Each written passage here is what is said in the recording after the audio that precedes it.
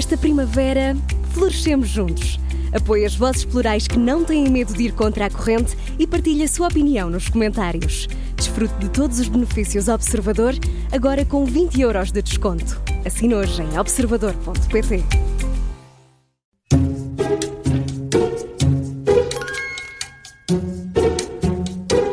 Este é o som da Comissão de Inquérito das Manhãs 360. Esta quinta-feira é a nossa convidada, a deputada do PS, Isabel Moreira. Bom dia, bem-vinda. Bom dia. Traz a luz consigo com esse amarelo. Tão sim. bonita. Muito obrigada. Pelo menos fingimos que está sol. Isabel, conhece este formato? Sabe como é que funciona? Eu vi 2 vezes, mas não me lembro muito bem, porque vocês São contêm 5 muitos perguntas. formatos. É? Pronto. 5 perguntas. 5 perguntas. Se acertar, recebe 5 pontos por cada pergunta. Sim. Se tiver ajuda, a nossa recebe 2 pontos se acertar. E se não acertar, não pontua. E o que é que eu faço com os pontos? Fica muito feliz. Fica pronto. felicíssima, Ou não é? Pronto. Fica É muito que não tinha que fazer orgulhosa. alguma coisa no registro de interesses. Tinha que... Não, precisa Só de para ter uma registrar. ideia, ainda ninguém conseguiu os 25 pontos. Pronto. Até agora o máximo foram 22. Assim? De vários, sim. De várias pessoas, sim. Vamos lá então. Pode mostrar na cara das inimigas se fizer os 25 pontos. Mas se for coisas de memória, eu vou perder. Não memória é, não são. péssima. Algumas são. Algumas são. Mas vamos lá, a Isabel Moreira nasceu no Brasil, Nasci. no Rio, é carioca. Sou. Vai lá com muita frequência ou não? Esta não conta. Não tanto como queria, mas vou quando posso. Sabe quantas pessoas vivem na cidade do Rio de Janeiro? Não é no estado, é na cidade. Não faço ideia. Mais ou menos. Não faço um número. ideia. Não, essas coisas, não faço ideia. Então, quero pedir ajuda, Ajuda. pelo menos, não sei se vai ajudar alguma coisa. Na cidade devem viver para aí umas... portanto... Na Casa dos Milhões? Sim, para aí umas 10 milhões. Não chegará a Vai tantos. pedir ajuda. Sim, Peça ajuda. Então peço ajuda. 4 milhões, 6 milhões ou 16 milhões? 6 milhões. Sério. 2 Agora foi pontinhos. juntar os Cidade, 10 milhões. cidade, ok, É. pronto. Tá Sim, bem. sim, o Estado Estava a são- comparar com São Paulo, por exemplo, que é uma loucura. O Estado do Rio de Janeiro Tem são mais, 16 milhões Sim. no Não, Estado. Estado- São São Paulo é que é Paulo uma serão loucura. 30 milhões É, no São Paulo é Estado. 30 É uma milhões, coisa é uma absurda. loucura total. A Isabel Moreira já manifestou o seu desconforto com as declarações de Pedro Nuno Santos sobre a imigração. Será por causa da proximidade das eleições, como disse o Presidente da República? Não, eu acho que é quer dizer, houve uma falha na linguagem, porque eu conheço o Pedro Nuno Santos e, portanto, não há novidade naquilo que diz respeito a querer mudar a lei. Isso ele disse desde que pediu a apreciação parlamentar da revogação sem substituição da manifestação de interesses. Isso é que foi o grande problema criado aos imigrantes e foi a grande irresponsabilidade deste governo, porque faz isso num bolo muito perigoso, porque revoga sem substituição a manifestação de interesses, retira a possibilidade de acesso ao SNS de imigrantes residentes em Portugal, ao mesmo tempo que anuncia grandes operações policiais dirigidas a imigrantes específicos, como foi aquela situação horrorosa de vermos encostados à parede imigrantes específicos, e portanto há todo um clima muito terrível e jamais visto em Portugal. Portanto, não há novidade nenhuma relativamente a querer alterar a manifestação de interesses por qualquer coisa que dê segurança aos trabalhadores de que precisamos tanto. Aquilo que foi surpreendente foi, por um lado, atribuir efeito de chamada ao mecanismo que existia, quando o próprio Pedro Nuno Santos, em entrevista, explicava que o crescimento que tivemos da economia 22-23 em vários setores que ele próprio enumerava, e enumera e continua a enumerar, o turismo, a agricultura, a economia do cuidado, que muitas vezes não é falada, e a situação de emprego que tivemos levou a que, de facto, onde há emprego, há procura, e é o que acontece, e, portanto, por isso é que tivemos a imigração, o crescimento da imigração que tivemos, a par do envelhecimento da população portuguesa, e, portanto, há empregos que os portugueses não ocupam, primeiro Sim, porque não estão a envelheceram, depois fazer. pelo crescimento da qualificação. Portanto, há essa novidade, o resto não é novidade, e depois estou certa que quando dizes que tem que respeitar a nossa cultura e o nosso modo de ser, nós não partilhamos nada em termos normativos, a não ser a legalidade republicana, não é? Portanto, não,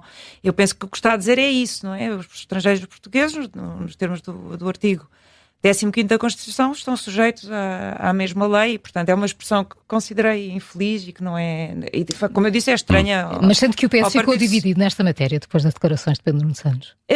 Não é, o PS sempre foi assim, não é? Quando há assim uma declaração com a qual nós não concordamos, sempre Há reação. expressou livremente. Eu acho que houve reações muito exageradas, quer dizer, claro, o Pedro Nuno Santos à extrema-direita é um absurdo. O que eu acho é que houve a necessidade de pessoas como eu de esclarecer que quando dizemos que estamos sujeitos a alguma coisa, todos, estrangeiros e portugueses, não há nenhuma vinculação específica dos estrangeiros ao que quer que seja. Os portugueses e os estrangeiros estão sujeitos à legalidade republicana, é aquilo que diz o artigo 15º da Constituição, mas não há uma partilha.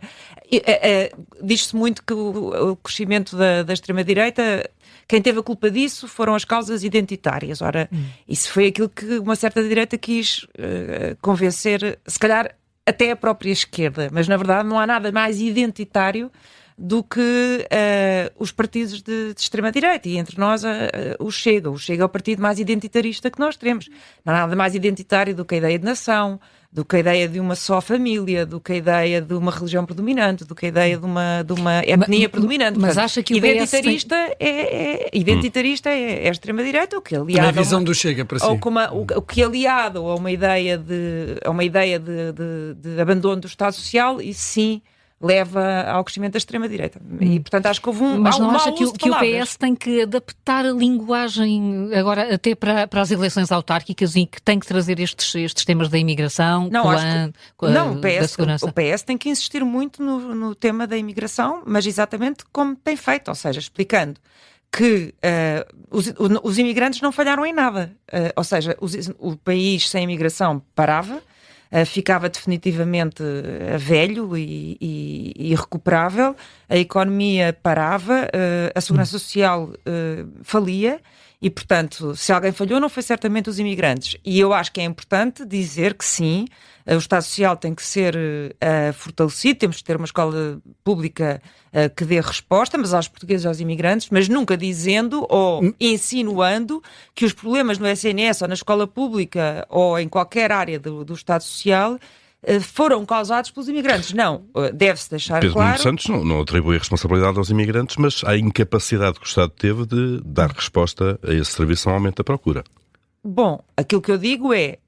se nós queremos, não é que queremos, nós precisamos desesperadamente de imigração, de mais imigração. E, portanto, se precisamos de imigração, naturalmente o Estado Social tem que dar resposta, mas isto tem que ser pela positiva. E mais, os imigrantes pagam impostos para que essa resposta seja dada. Portanto, não podemos dizer, entrou 1 milhão, mas o Estado Social não se preparou. Não, entrou 1 milhão porque nós precisávamos. Eles trabalharam, pagaram impostos, mal seria o Estado Social não responder, eles pagam impostos, a Segurança Social está como está, graças aos imigrantes. Mas para facilitar a integração, não é importante que também os imigrantes tenham contacto com a cultura do país? Qual a cultura? Que os recebe? A minha ou do André Ventura? A cultura do país existe, a língua existe, esse conhecimento é necessário. Pronto, é que é muito perigoso, é porque essa história da cultura depois cai-nos em cima da cara, como se está a ver nos Estados Unidos, como se está a ver em alguns países da Europa. Eu tenho a certeza que eu tenho um modo de viver, o que é para mim um modo de vida é muito diferente do modo de vida do deputado André Ventura ou mesmo de deputados de diferentes bancadas e de pessoas que mas na escola não é passada também essa informação de valores ou é tudo, resume-se tudo à lei? O nosso quadro referencial de valores, o nosso chão comum é a Constituição da República Portuguesa. Portanto, os valores, o respeito pela dignidade da pessoa humana, pela igualdade, pela igual dignidade de todas as pessoas, os direitos fundamentais, todos eles, etc. Portanto, isso é o nosso quadro de valores. Portanto, é o quadro constitucional. E dizer a lei, quando dizemos a Constituição, não é dizer pouco. Portanto, o respeito pelo princípio da igualdade, o respeito pelo princípio da dignidade das pessoas humanas, da dignidade da pessoa humana, pela liberdade e todo o catálogo de direitos fundamentais e também os deveres a que os portugueses e estrangeiros estão sujeitos, é igual para todos. Portanto, na escola, todos aprendem. E, apesar disso, os portugueses continuam, se quiser fazer equivaler lei à cultura, então os portugueses continuam a ter uma cultura muito forte no que toca a matar mulheres, não é? Eu não quero dizer que isso é a cultura portuguesa. Vamos à segunda pergunta. 2 pontos, não é? 2 pontos para já. Com os 6 milhões. Esta aqui é recente, não é preciso puxar muito pela memória. Segundo os dados provisórios divulgados pela PSP, ainda esta semana, qual o crime mais participado na região de Lisboa em 2024? Em 24 na região de Lisboa. De acordo com estes dados provisórios agora do Diário de Notícias. Foram divulgados pelo Diário de O Notícias. DN tinha até uma tabelinha com isso, até aquela notícia. Com o ranking das maiores participações. Não sei. Então, uma ajuda? Uma ajuda. Vamos lá. Então, furto por carteirista, sim. Violência doméstica ou burla informática / comunicações? Violência doméstica. Não. Burla informática. Burla informática? Então em Lisboa não é o crime mais participado. A Isabel Moreira vive em Lisboa. Vive. Sente-se insegura? Não. Está respondido. Não tem essa percepção de insegurança. Como disse, já fui vítima de crimes, mas já fui vítima de crimes por eu ser Isabel Moreira e não por viver em Lisboa. E então, porquê é que acha que tem havido esta discussão sobre as questões de segurança, de percepções de insegurança, se existe policiamento ou se deve existir mais policiamento de proximidade ou mais operações policiais com outra visibilidade? Bom, eu acho que ela foi política, ou seja, nós vivemos numa espécie de mundo, num mundo estranho, como se estivéssemos a viver uma realidade paralela, em que a verdade não entra nos telejornais, a verdade da vida não entra nos telejornais e aquilo que é inventado passa a ser aquilo que é discutido ad nauseam todos os dias como se fosse factual. Nós já em 2012 tínhamos níveis de criminalidade mais altos do que agora. E, no entanto, não havia debates de urgência sobre criminalidade, não havia conferências de imprensa às 8 da noite com o Primeiro-Ministro a anunciar como se fosse uma ação sua e, na verdade, com a mão dele a anunciar mega operações policiais com todos os elementos políticos e não políticos presentes para o efeito. Não tínhamos uma associação entre imigração e criminalidade que é falsa, todos os dias a termos que fazer debates com dados a explicar que essa associação é falsa.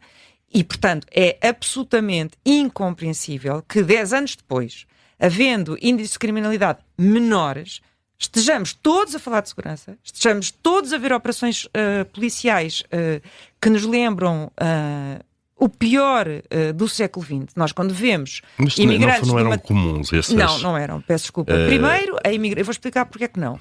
Primeiro, a imigração não era um tema como é hoje em dia. Porque também havia muito pouca. Porque havia muito menos. Não era um tema como é hoje em dia. E, por outro lado, a presença das redes sociais, da capacidade de captação de imagens, de divulgação de imagens, não era a mesma. E, portanto, quando hoje vemos naquela rua aqueles imigrantes encostados à parede, suspeitos de coisa alguma, e o ministro Leitão Amar a gabar-se disso ao mesmo tempo na Assembleia da República enquanto que isso decorria e a dizer que vai haver muito mais. Uma operação que teve um resultado ridículo, com a Associação de Moradores isso é positivo. A dizer que os brancos que passavam diziam, mas como é que sabe o que é que está no meu saco? Não quero revistar-me também. A polícia dizia passe. E, portanto, aquilo que aconteceu foi, de facto, alguma coisa que foi dirigida para nos criar uma sensação de insegurança relativamente a um grupo de pessoas. E, portanto, isso é muito grave. Porque não há nenhuma lei que permita encostar à parede pessoas que, por acaso, estão a passar numa rua sem indício de crime. E a responsabilidade é do Governo, parecido, nessa operação policial? Eu acho que o Governo tem uma enorme responsabilidade. Quando o Governo anuncia que organizou aquilo, que vai fazer mais e que aquilo foi bom para as pessoas sentirem a proximidade da polícia. Ora, a polícia de proximidade não é aquilo.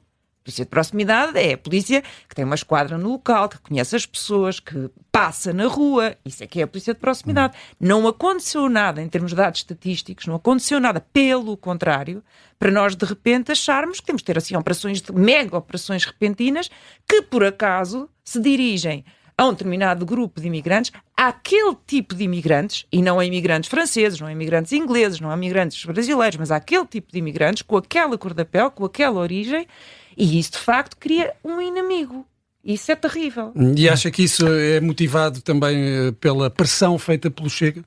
Eu acho que sim. Eu acho que o maior perigo que nós enfrentamos hoje nas democracias não é a extrema-direita. É quando a direita clássica absorve as bandeiras da extrema-direita. Isso é que é terrível. E quando a esquerda o faz? Pode acontecer também. Também têm sido acusados, por exemplo, ainda hoje Ricardo Leão, o autarca do PS, deu uma entrevista e ele foi criticado precisamente por isso, por elementos dentro do PS. Eu acho que a extrema-direita pode contaminar elementos de qualquer partido. Agora, de uma maneira orgânica, de uma maneira institucional, o partido que está no poder e que está, de facto, a absorver narrativas da extrema-direita é sem dúvida nenhuma o PSD. O partido que já se associou institucionalmente, como nas regiões autónomas, ao Chega, é o PSD. Portanto, agora, é evidente, basta ver pela forma como acontece as votações de voto, que a extrema-direita pode contaminar qualquer partido. Isso é evidente. Vamos em frente. 2 pontos. Terceira pergunta. Mais 2. Já vão 4. Mais 4. Eu só acertei uma, não falo. Não é mais 2. Não? Aqui não acertou. Pois não. Violência doméstica. Então não acertei nenhuma. São Não, 2. Ainda não. Não, mas com ajuda. Com ajuda. Então, mas agora vai acertar certamente. Agora vai melhorar. Isabel Moreira, em democracia, quem presidiu durante mais tempo a Câmara Municipal de Lisboa? Qual o presidente? São todos homens. Mais tempo no cargo. António Costa? Mais antigo. Ou então. O Cassis. Certíssimo. 5 pontos. Certíssimo. Foram 10 anos, de 1980 a Pois foi. 1990. António Costa ficou pelos 8 anos. Alexandra Leitão é a pessoa ideal para combater Carlos Moedas em Lisboa? É. Porquê? Com ou Gostaram? Sim, porquê? Agora. Eu aqui até falo com aquela boa parcialidade de quem conhece muito bem a Alexandra Leitão. A Alexandra Leitão é das mulheres mais corajosas que eu conheço. É uma pessoa muito firme nas suas convicções, é uma mulher extremamente preparada, muito habituada a fazer, portanto, muito bem oleada naquilo que são os cargos executivos. Ela gosta de pensar, portanto, tem um lado académico muito forte, conhece muito bem o direito administrativo, que é um ótimo quadro mental para quem se aventura numa candidatura autárquica. Ela conhece profundamente o direito administrativo, é doutorada em direito administrativo e dá aulas em direito administrativo. Aliás, fui colega dela na Faculdade de Direito, e foi a melhor professora que eu tive, e depois acabei colega dela. E depois a forma como aplica à prática quando tem a oportunidade de estar em cargos executivos, como teve como secretária de Estado e como ministra, é absolutamente notável. Portanto, é uma transformadora, é uma pessoa que sabe, como pouca gente, a fazer aquilo que nós chamamos em direito uma justa ponderação dos valores em presença. É uma progressista no melhor sentido da palavra. Isabel Moreira, e não é uma radical? Eu acho que nós estamos a entrar num período, já entramos num período verdadeiramente patético, que é a direita, toda ela está um bocadinho transformada numa direita populista, e tem uma arma muito dos fracos, que é, aparece uma candidata e a primeira coisa que diz é que ela é radical. Agora as pessoas sociais-democrata, as pessoas de centro-esquerda passaram todas a radicais. E, portanto, daqui nada, o centro passa a radical, a esquerda passa já não sei a quê. Mas este PS é um bocadinho mais radical do que o de António Costa, ou não? A esquerda, muito esquerda, passa aqui a bombista, já não sei como classificar as pessoas. Deixa-me fazer o contraponto. A esquerda também, quase toda a direita é fascista, hoje em dia. Não, já me viu chamar fascista alguém? Mas o discurso público de redes sociais é basicamente isso, não é? Não, mas eu estou a falar pessoas com cargos importantes, como o Carlos Moedas. O Carlos Moedas chamaram uma pessoa com o percurso da Alexandra Leitão, com as provas dadas da Alexandra Leitão. Já agora, com a obra publicada da Alexandra Leitão, que eu convidava o Dr. Carlos Moedas, que eu sei que ele não acredita muito em estudos científicos, nem nomeadamente em relatórios, porque vê um relatório da polícia a dizer o que diz sobre dados de segurança em Lisboa e fica chateado. Eu nunca tinha visto um Presidente da Câmara ver dados oficiais a dizer que Lisboa está com índices de segurança muito bons, o que é ótimo até para investimentos estrangeiros, por exemplo. Não, a MUA fica triste, não quer, ele quer que a polícia prenda pessoas. Mas este PS, Isabel Moreira, este PS não é um bocadinho mais radical do que o de António Costa? Mas radical em quê? O que é ser radical? Nas posições políticas que tem, o que é ser radical? Pedro Nuno Santos. O que é ser radical? Associar a insegurança à imigração é radical. Dizer que há problemas de insegurança quando os dados dizem o contrário é o quê? Então isso é o quê? Quer dizer, eu a sério que acho extraordinário. Portanto, eu referia, por exemplo, basta ler a obra da líder do grupo parlamentar, as posições que tomou, mas é radical em quê? É uma social-democrata e uma mulher de esquerda. Assim, devia juntar o apoio dos partidos de esquerda. O PCP já apresentou o seu candidato. Alexandra Leitão devia... Ela deve fazer a campanha como quiser. Agora, uma coisa eu sei, onde a Alexandra se entrega, onde assume um cargo... a vida das pessoas efetivamente muda, é uma fazedora e tem sempre a bitola do Estado de Direito, dos direitos fundamentais em mente, porque ela é de facto uma defensora, quer dizer, e não sai dali Vamos continuar dos direitos a falar... fundamentais e do Estado de Direito e deste chão comum que é a Constituição. Vamos continuar a falar de mulheres. Portanto, estamos com 7 pontos? Com 7 pontos. Falando de mulheres, recuando um bocadinho, o primeiro liceu feminino em Portugal foi criado em 1906. Calma. Isto é mais fácil. Isto é mais fácil do que parece. Pois foi que andou nas redes sociais cedo também. O primeiro liceu feminino, não, foi criado em 1906 em Lisboa. O liceu ainda existe, agora obviamente é o Filipe já Alencastro. Não. Dona Leonor. Ui. Ai, meu Deus. Quero pedir ajuda. Não, podia ser uma dessas. Se a Carla der ajuda, vai acertar. Vou dar ajuda. Já aqui lançou tantos nomes. O nome de rainha, não é? Pode ser o Liceu Dona Filipe Alencastre, Maria Amália ou Maria Pia. Maria Pia. Era o que faltava, se continuasse a dizer que era lá. Estávamos em 1906, o caminho das mulheres já se construiu muito. A política ainda é aquele local onde é mais difícil uma mulher ter o espaço que os homens têm. É. Não notam? O mais, não sei se é o mais, é dos mais, talvez. É muito difícil, desde logo, porque basta olhar para os resultados, não é? Por exemplo, nós temos cotas, mas depois vejam, por exemplo, as presidentes de Câmara. Basta ver, o número é ridículo, não é? Vejam as presidentes das federações. No seu partido? No meu partido. É ridículo, não é? É qualquer coisa que eu acho que o meu partido há quem diga que são as mulheres que não estão interessadas em entrar neste tipo de luta política.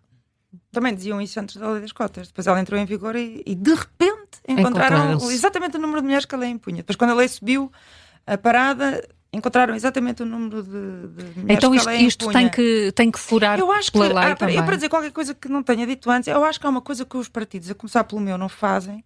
Portanto, do meu, PSD, os partidos clássicos, porque o Bloco de Esquerda é mais novo e tem muito mais mulheres e tem líderes do grupo parlamentar, tem à frente, teve a Catarina Martins, tem a Mariana Mortágua, mesmo o CDS teve, e portanto os partidos mais pequenos isso não é tão evidente. Mas eu, falando do PSD e do PS, eu acho que se por um lado as mulheres são mais discriminadas na política, têm mais dificuldade de acesso ao microfone, não hoje que estou aqui plena, mas se isso acontece, se são mais desconsideradas porque à partida um homem é sem esforço visto como mais credível, mais ok na imagem, etc. E as mulheres têm que passar por uma série de testes inconscientes.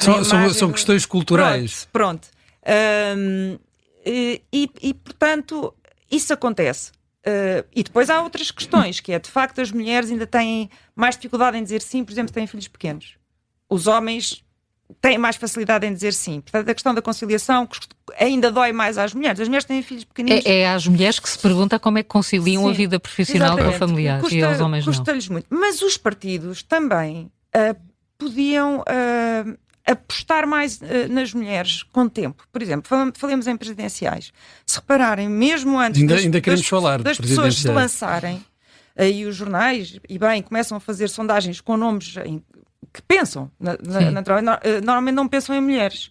E porquê? Por alguma razão, não é? Mas os próprios partidos, o PS podia, sabendo que celebramos 50 anos de Abril, podia estar há 3 anos a pensar num leque de 2, 3, 4 mulheres, a falar discretamente com elas e chegar a um determinado nome e trabalhar esse nome durante 3 anos, porque os nomes também se trabalham. O Sampaio da Nova, o Sampaio da Nova, quando apareceu, ninguém conhecia o professor Sampaio da Nova e teve uma votação muito expressiva. E esse foi um nome preparado dentro do PS. Ele, quando apareceu, ninguém conhecia. E depois foi preparado, apareceu, e de repente foi um resultado muito bom. Ora, aí é que eu acho que os partidos falham. Podiam fazer o mesmo trabalho em relação a uma candidata. Acho que o PS tinha a obrigação de ter feito isso. Vamos então passar à última pergunta, que tem a ver também com presidenciais. Quem foi a primeira mulher a candidatar-se às eleições presidenciais em Portugal? A primeira... foi a Maria Luz Pinto Silva. Em 1986. 5 pontos. Mais 5 pontos. Fala. Vamos falar dos candidatos que se perfilam, de potenciais candidatos na área socialista. António Vitorino, António José Seguro, parecem-lhe bons candidatos? Demasiado moderados, radicais? Não, o António José Seguro não me parece um bom candidato. Porquê? Porque ele, neste momento, eu vejo aquilo que ele tem avançado como algo que eu jamais poderia apoiar, como, por exemplo, a ideia de não se aprovar orçamentos de Estado. Quer dizer, eu já me preocupava o tipo de liderança que ele tinha, mas são tempos passados e tenho o maior respeito por ele, é meu camarada, é evidente. Mas sim, aquela proposta do Orçamento de Estado não ir à votação. Quer dizer, isso nem no Estado Novo, não é? Quer dizer, são ideias que me preocupam muito. António Vitorino, agrada-lhe mais o nome? Eu acho que o António Vitorino é uma pessoa altamente preparada, mas eu prefiro esperar que todas as pessoas da minha área, do meu partido em primeiro lugar e da minha área apareçam, porque eu não posso agora vincular-me, porque, como sabe, tem que se esperar que todas as pessoas até uma determinada data apareçam e depois haverá uma decisão do partido. Mas tenho a maior admiração pelo Dr. António Vitorino. E acho portanto, que é entre os dois, tendo mais para António Vitorino. Não teria a menor dúvida. Mas ainda está à espera de uma mulher. Ainda está à espera de uma mulher, Isabel Moreira. Seguro e apoiaria, não havendo... Agora, outros entre os dois é evidente, mas e com enorme vantagem. O Dr. António Vitorino é uma pessoa muito preparada, é um ótimo quadro do Partido Socialista, com preparação interna e internacional. Eu não teria a hipótese de apoiar o Dr. António José Seguro. Isabel Moreira, 14 pontos. Não correu mal, em 25 de abril. Não, e vocês ajudaram. E acordou às 4 da manhã. Como nós. Eu acordei cedíssimo porque também dava mais 4 da manhã, dava mais 4 pontos, ficava com 19. Obrigada. É verdade, alegrar. E alegrou mesmo. Obrigada por ter aceitado o desafio. Obrigado. A Comissão de Inquérito regressa na próxima terça-feira com Luís Filipe Borges, António Raminhos e Marco Horácio, que amanhã estreiam aqui na Rádio Observador um novo podcast chamado Homens de uma Certa Idade. É para ouvir depois do jornal das 11 da noite.